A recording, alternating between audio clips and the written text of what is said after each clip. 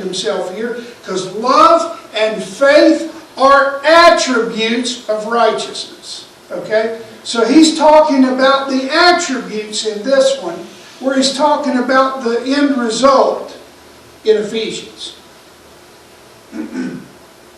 The helmet of salvation is the other piece of spiritual armor he talks about. Let's see what this covers. The breastplate covers here, right? So it guards your heart. The other vital organs. Heart especially. What does the helmet cover? The brain housing group, right? That's what the drill instructors called it, was your brain housing group. Your melon, your grape. It's vital too. The brain controls your eyes, it controls your hearing, it controls your speech, it controls these, it controls these. Yeah, that's about as high as I could lift my leg with my back still hurting. But I could lift it because my brain told me to. We got to protect our mind. We got to protect our heart against the evil that's out there. And we do that through these two pieces of armor. He calls that helmet our hope of salvation. We should be keeping it right in the forefront of our mind. We're saved people. We don't need to act lost. Right? We need to be about the Great Commission. I'm saved, so I want to make sure somebody else gets saved. Amen. I want to take somebody to heaven with me. Amen. So it needs to be in the forefront of our minds as we deal with the lost world. Number 3, we have the assurance and comfort as the church from this passage today. Okay? The wrath of God was paid for by Jesus for us. And there's only 2 ways to deal with your sin. Now get what I didn't say. I didn't say there was 2 ways to heaven. I said there's 2 ways that a person can deal with their sin. Number 1, you can trust that Jesus' finished work on Calvary was enough to save you from a lost eternity. Okay? And trust in Him and give your heart and life to Him today. Or, number 2, you can deal with it on your own and spend an eternity in hell and the lake of fire, paying for your own sin. There's only 2 ways to deal with it, folks. If you've trusted Jesus, then all will be well at the end of our lives. We will live eternally with Him and enjoy all He has provided. We can encourage and comfort one another in hardship and pain with these words. See, the old beer commercial showed 2 guys on the fishing, and one of them reeled in this big old bass like this, and one of them reached over in the cooler and cracked that beer, and he did like this, and he said, "Man, that's a nice one. It don't get any better than this." And he takes a drink of that beer. Let me tell you something. For a lost person, that's absolute gospel truth.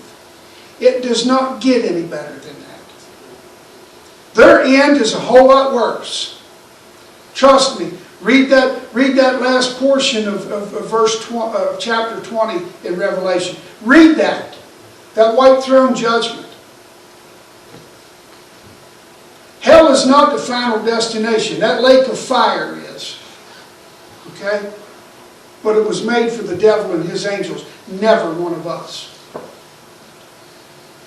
On the other hand, we can look at each other and catch that nice bass and say, "Yeah, but the best is yet to come, brother. The best is yet to come, sister." That's right. That's what we can tell each other. But if you've never trusted Jesus, then today is your day. You need to make it happen today. And it's as simple as ABCs. You had to learn your ABCs before you could ever learn to read, correct? Yep. You remember that far back? We had to learn the ABCs. When I was reading, my uncle listened to somebody reading, and they got to a car or whatever, a truck, and they said, a truck. He says, what did you learn in school? Did you learn your ABCs or your UBSUs? Anyway, it's ABCs. A, just like learning your alphabet, and we're going to learn our alphabet today. A, you need to admit that you're a sinner. You've got to admit that you're a sinner. You've got to know that you're in trouble before you can ever cry out for help and get the help you need. So admit that you're a sinner. B, believe that Jesus is the answer. Believe that Jesus is the one that can fix it for you. Believe that Jesus is the one that can save you. His finished work was enough. You have to believe that. C, you need to confess your sin to Him. You don't need to bring it to me. I can't do anything for you about it. Okay? I know our Catholic brothers and sisters think you need to go to confession. Let me tell you something. He's our high priest. You can go right to Him. Take it right straight to Him. Confess your sin to Him. Then I want you to understand that once you confess your sin, you need to convey that to another Christian. You need to come and say, hey, look, I trusted Jesus here yesterday. I trusted Him with my eternal salvation. I trusted Him.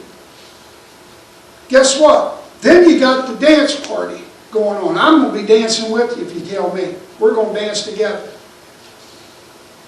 Then I'm going to help you walk through some steps to make sure that this is real and get you on some good level footing and good solid ground. Okay? It's called discipling. Thank you, dear. It's called discipling. We need to make disciples. Okay? Christ followers. Can you do that today? We're going to stand and sing our closing hymn. Mrs. Dawn's going to come up here. We're going to play skillfully and we're going to sing beautifully. This last closing hymn right here is called Love Lifted Me. There's a great old hymn of salvation right here. Page 546. 546. We're going to stand and sing this first and last verse. All right? Thank you, church.